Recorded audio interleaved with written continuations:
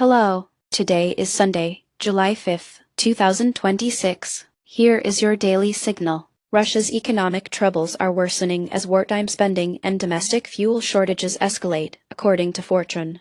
Russia's wartime spending on the Ukraine conflict has surged past $100 billion since 2022, dramatically impacting budget allocation and placing enormous fiscal pressure on the country. International sanctions since early 2022 have sharply reduced Russian oil and gas exports for years, comprising over 35% of federal revenue, resulting in fuel shortages for both Russians and key trading partners.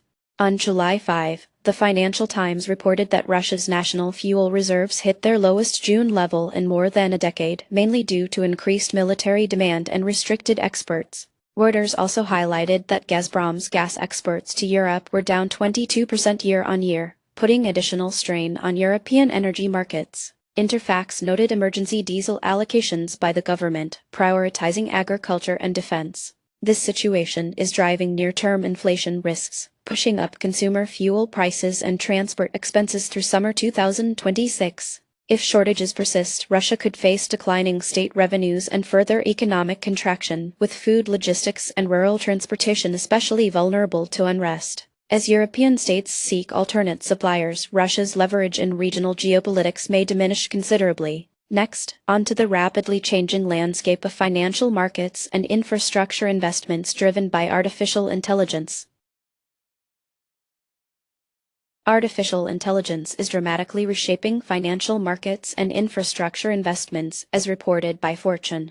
AI technologies, including machine learning and natural language processing, are increasingly woven into global trading strategies and risk management, with investment in AI-driven infrastructure projected to reach $31.71 billion by 2027, according to Statista. Major financial institutions such as JP Morgan Chase and Goldman Sachs are deploying proprietary models, while tech giants like Google, Microsoft, and IBM are equipping the financial sector with advanced AI platforms. Regulators such as the SEC and ESMA are monitoring the impact of these sweeping changes. Recent developments include BlackRock's launch of its Aladdin AI Labs, integrating generative AI into asset management workflows, as highlighted by CNBC, and the London Stock Exchange testing real-time settlement with AI algorithms, as reported by the Financial Times.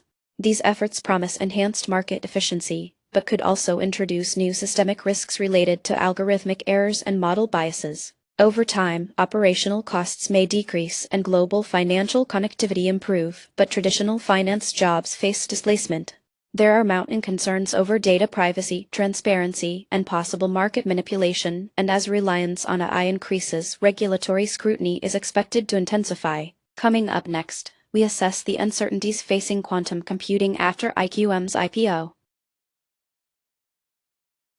Europe's quantum computing industry faces growing uncertainty following IQM's landmark IPO, TechCrunch reports. IQM Quantum Computers, based in Finland and founded in 2018, provides full-stack superconducting quantum computers to enterprises and research labs, supported by over $200 million in public funding and boasting 23 installed global systems.